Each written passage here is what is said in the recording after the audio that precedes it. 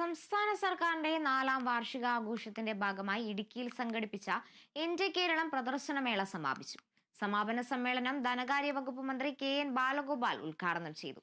ഇടുക്കിയിലെ എന്റെ കേരളം പ്രദർശനം വിപണനമേള മികച്ച ദൃശ്യമാധ്യമ പുരസ്കാരം കേരള വിഷൻ ന്യൂസിന് മികച്ച റിപ്പോർട്ടർ ബിനീഷ് ആന്റണി.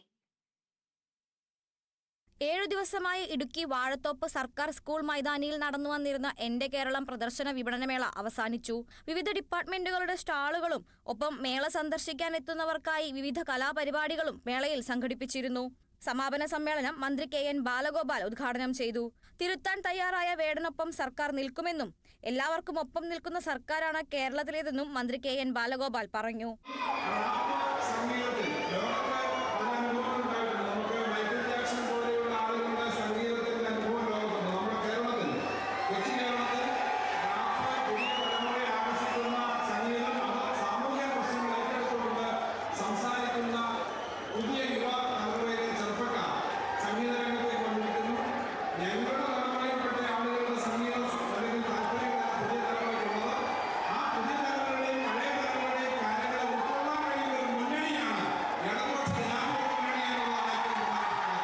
മികച്ച അച്ചടി മാധ്യമ റിപ്പോർട്ടറായി ദേശാഭിമാനിയിലെ നിതിൻ രാജു, മികച്ച വാർത്താ ചിത്രത്തിന് ദി ന്യൂ ഇന്ത്യൻ എക്സ്പ്രസിലെ ഷിയാസ് ബഷീർ, മികച്ച ദൃശ്യമാധ്യമ റിപ്പോർട്ടറായി കേരള വിഷൻ ന്യൂസിന്റെ ബിനീഷ് ആന്റണി, മികച്ച വീഡിയോ കവറേജിന് മീഡിയ വണ്ണിന്റെ സിജോ വർഗീസ് എന്നിവരും പുരസ്കാരം ഏറ്റുവാങ്ങി.